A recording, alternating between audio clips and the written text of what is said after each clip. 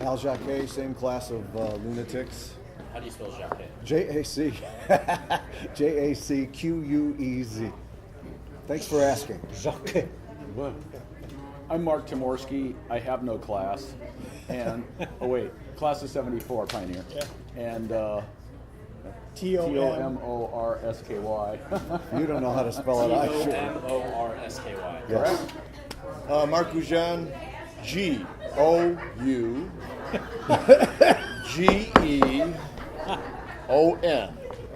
Class of 19. Class of. Yes, thank you. There's no R in there, and there's no Gougeon on. Class of 70, St. Francis Xavier. Downriver. Downriver. So, tell me a little bit about you guys. How the Hideaways start? Well, actually, the three original Hideaways are these three guys. There was a bass player, Terry Brown, Right. but he didn't make it. I don't think he made it. Yeah. Started in high school. Yeah? No. We actually started a little before, didn't we? I think between junior high and high school, I believe we actually started. We used to rehearse in his basement, in your mom's basement too, and sometimes mine. So would that have been 67? Yeah. I would say, yeah? It was 65. to That early? 67, I think. Oh, you're right. You're right. Yeah, we were sophomores in 60. Because that Starting class gig was was 67.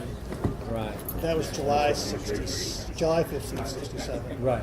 Yeah. That Who was July 15, 67, and with Hendrix Was August. August 15, 1967 at Fifth Dimension. So, Yeah, yeah. So it's probably 65, you're right. So his recollection of years is probably better. We were, Tell me a little bit about playing with the Who, playing with Hendrix, all that kind of stuff. well, we were a high school band, and the scene started changing then and really growing.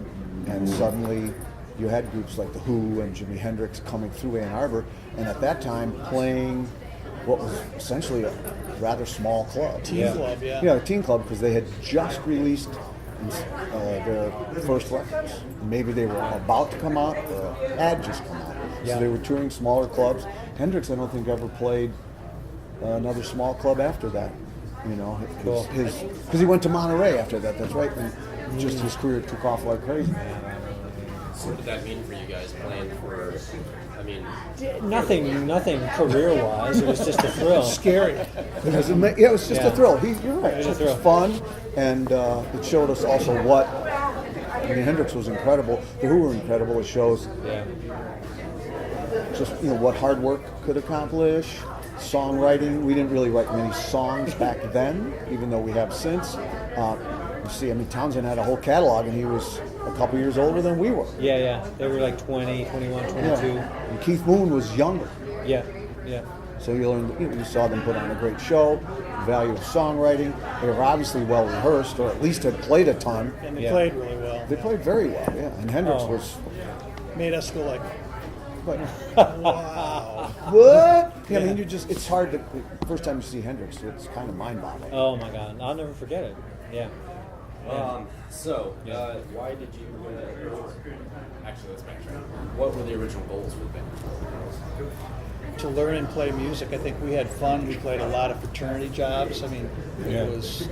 To impress girls. Chicks, yeah. man. Be Chicks. honest. We thought we were cool, you know. Everybody starts playing because they want to meet girls. That's You could actually make money playing. how I met my wife. Yeah. He's exactly right. We could make money in high school because we got paid for almost every gig we did. And if you put in, consider inflation rates, if we got paid $1.25 for a night, that may seem like nothing, but if you go back and look at how much money $125 in 1967 money is worth now, you're talking at least $600. Yeah. You know, That's cool. and 4 guys in the band, that's over $100 a piece. If you do that 2-3 times a week, that's more than many musicians are making nowadays. I know. You know, there's a lot of gigs you can still do now. Whereas, oh yeah, $100. If I know. Yeah, $100. I made that one. But you have to sell 300 tickets. Right, 15 years old and you couldn't even play. Yeah. So it was great. You could actually make money, buy your own gear, and we had tons of fun. Yeah, Mark, we did. I mean, Mark and Mark were doing that same thing too, with different groups, obviously, but Yeah. they were doing it too. Yeah, yeah. So, what caused the breakaway? I don't know. I couldn't even Yeah, let's tell you. get down to the dirt of this thing. What really happened? Well, after I was in jail, no, I don't know. I don't know. I mean, we all intended, I think, to move on. Just life probably got in the way, right? You just Terry, I hope I'm not want to slander anybody, but it was kind of odd because we hired that one guy to play organ. And Right. We didn't like him. Don And he got his friend, and we didn't think he was very Right, good. somebody came into the band, personnel It's kind issues. of like this. Yeah, it was kind of odd that way. Is that his name Don Munster? Yeah, exactly. So we had some personnel things, and then We were teenagers. we were teenagers, so and we stopped playing. And I went to go to college to study acting, and I get a call from this guy who's a roadie for a band, and Jeff knows them, and I didn't know. And they said, "We're looking for a bass player who sings."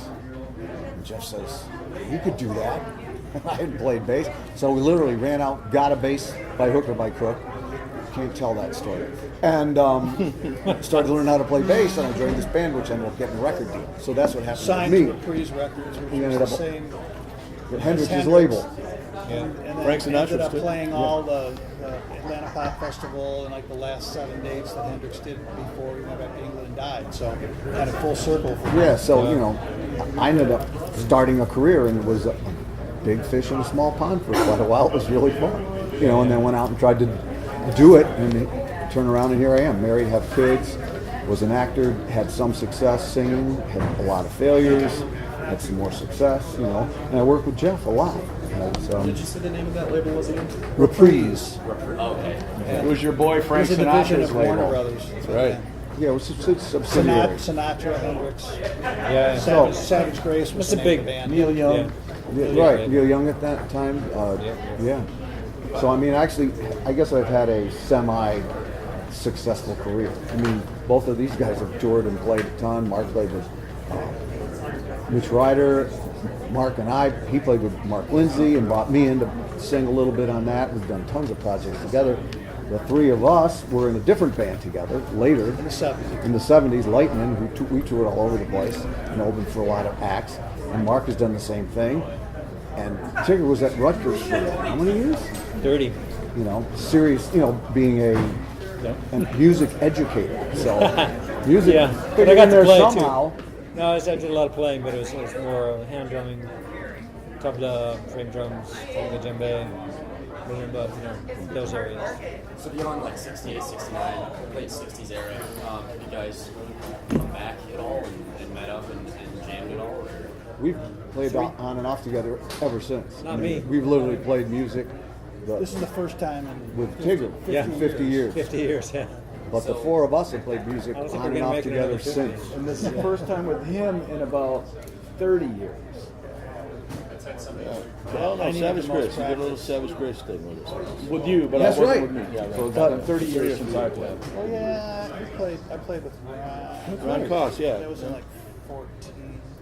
Isn't that early 90s? That was early 90s because I was doing Late my 90s, first record. yeah. But it started out in the early 90s, I remember that. So I released a record in 93. And It you was, guys were already kind of doing weekends. The overall Right, music right. scene around here in between 65 and 68, I mean, what happened in music then, rock music, pop music was so central to the culture in a way it isn't anymore. It was like hugely influential about the way people saw themselves. And between 65 and 68, the music changed a lot. Because when we started, we thought we were really cool because we'd cover the African American artists Right. that the cool English bands were covering. So instead of covering the English bands covering the African American Americans, we were covering them ourselves directly. So we thought we were cool that way. And so we started in 65. It was like Beatles, Rolling Stones, Animals. By the time we finished up, the San Francisco thing had hit really big. So we were doing a lot of Grateful Dead, Moby Grape. Will be great. Oh my It was gosh, a great right. band. It's completely forgotten today. That band was amazing. Taking Mostly those two bands, I think. Doors, we did a lot of Doors. So it changed a lot. I mean, if you think about today, yeah, right. So you think today, in the past 3 years from like 2010 to 2013, you try to discern any difference in the music. Perhaps if you're a connoisseur of contemporary club styles, yeah, it probably seems pretty different. To me, I can't perceive a difference, which probably just means I don't know anything about the music. But even so, it's not as progressive anymore. It's become kind of a corporately thought out and focused group. It's an expressly commercial product. And so everybody back then had this commercial. People weren't trying to make art; they were trying to, have a lot of girls and make a lot of money Have fun. Play music, Jimmy. and have fun. Jimmy. But by accident, people made art. What did they do? Take his chair out over there. He's leaving. We had a chair here for you, but they took it away because you weren't here yet. Jim King. We love you, man. Hello. Oh, I know. We're fine. Jim King. This was a No. surprise. Jeff keeps moving up the deadlines. 72. Oh, he's the Keyboard baby. player. Yes. What was your name? Oh, I'm the baby. 74. King's Keyboard House in Ann Arbor. Yeah, you got to understand we're all like really deaf. What? Huh? Okay, what? Last question. Me too. How would you describe yourselves, both musically and collectively as a group musically, and also just like Now, we just pick songs, some of which we used to play, Right. that we thought were fun, and in my case, simple.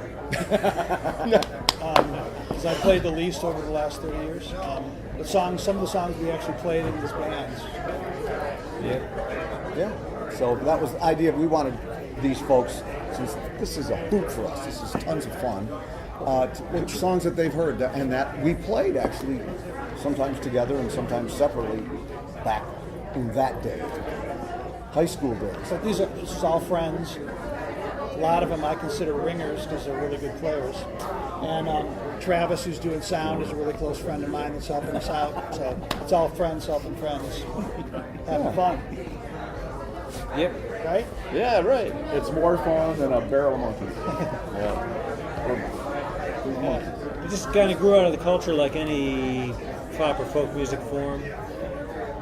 Some years ago, I was in a Greek island, and there was this city called what was it called? Castro. Yeah, that was the name of the city.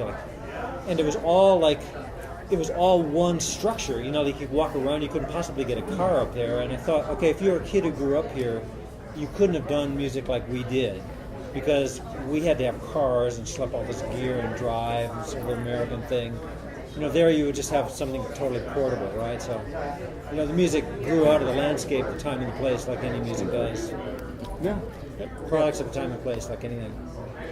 I can say one thing. Please do. Wow. We all started out as musicians. We've weathered all the times, and it's not like we have a choice. We don't really have a choice whether we play or not. It's what we do. It's what we Amen. are. Yes. So Yeah, true. Thank you. deep down, we do it because that's what we are. That's who we are. It's really true. It's like, whoa, life Every makes one sense. of us, I can see Yeah, it. I forgot. Every single one of us. Good? Thank you, Matt. Thank you, sir. Thank you, Ben. Thanks, Let's Ben. get you set up. There you go. That's right. I really did get that impression walking around in the city like,